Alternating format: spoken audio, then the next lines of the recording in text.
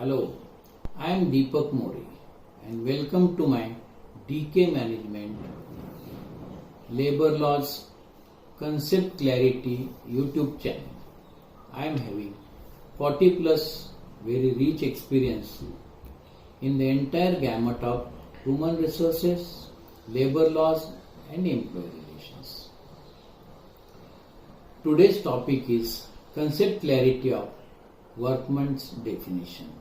Please subscribe my YouTube channel, like it, refer it, comment more and more to help you all very effectively. So, to begin with, workman, for any business, we need manpower. And without manpower, to run any business is very difficult. So, different types of manpower categories are employed. So, start with, normally we categorize two categories of people, blue collar and white collar. So, it is the general concept in the market. Blue collar means workman category, those who work with their own hands and do not do any administrative work. And white collar category means those who normally do supervisory, administrative or managerial work. But there is a lot of confusions in the market. Lots of organizations use their own terminology of various designations irrespective of the nature of duties. Like workers, there are different categories like unskilled, manual, helper, skilled, semi-skilled, highly skilled, technical, operational people category.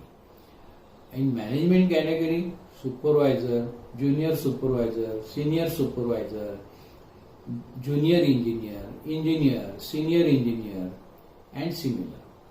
At the same time, in administrative white collar category, most of the companies use the terminology of junior officer, officer, senior officer, executive, senior executive, assistant manager, deputy manager, manager and so on. But by rationalization of designation, one cannot become a manager or administrative category person. So to remove this clarification, in one case, Honorable Supreme Court has summarized lots of such cases where disputes were there about the supervisor, whether he is a workman or supervisor, and laid down certain norms to decide whether the respective supervisor is coming under the purview of workman or not. So, to clarify this, Honorable Supreme Court has given certain criteria like supervisor or administrative category or managerial category person must perform the work of managerial category work like controlling, managing, guiding, sanctioning, managing, then qualities, controls, production planning and appointment, recruitment like activities. So, to summarize this, irrespective of their designations, they were doing the clerical or similar job. And that's why there were lots of confusions in the market. Hence, Supreme Court has laid down the above principles.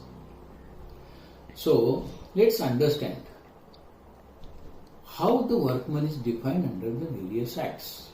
In broad sense, there are 4 acts we will discuss today. First is Industrial Dispute Act, which is a central act. Second is Industrial Employment Standing Orders Act, which is a central act again. And third one is the Factories Act, which is again a central act. And for example, Maharashtra state has Maharashtra Shops and Establishment Act, which defines certain category of people. So to begin with, let's talk about the Industrial Disputes Act. So, Industrial Dispute Act defines workman in very simple term. Any person doing manual, unskilled, skilled, technical, operational job, all are in falling the purview of the workman category. But court has exempted certain category of people like supervisor or person having administrative or managerial work and with taking salary per month 10,000 or more is also exempted, and the respective officer or person or supervisor must have the administrative nature work like I explained above. If that is there, then only they can be exempted from the category of workmen. So, to understand more about this Industrial Dispute Act, being Central Act, is applicable to all over India and all cross sections of the organizations with certain conditions. Let's go to the second act, which is the Factory Act. Factory Act talks about worker. But what is the objective of the Factory Act in nutshell? It governs the employees' safety, health and welfare conditions. So, Factory Act defines the worker as any person doing any type of work, skilled, unskilled, or manual work or managerial work within the premises of the factory.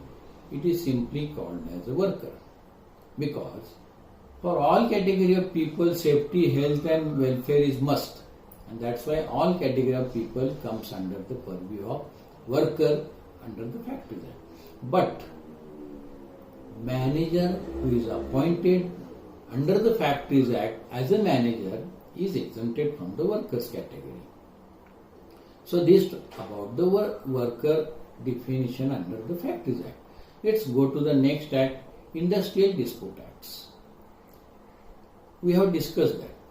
Now next act is Industrial Employment Standing Orders Act. Objective of this act to govern the employees' employment terms and conditions. And this act has plainly accepted the 100% original definition of workman as per the Industrial Dispute Act. So these two acts are very clear about the workman category. Factory Act is also very clear about the scope of the worker. And let's discuss about the Maharashtra Shops and Establishment Act, which is applicable to the Maharashtra. Objective of this act is to govern the employees' working conditions, working hours, weekly offs, leave rules, etc. So, Maharashtra Shops and Establishment Act defines employee as any such person who is working for the business of establishment is simply called as an employee.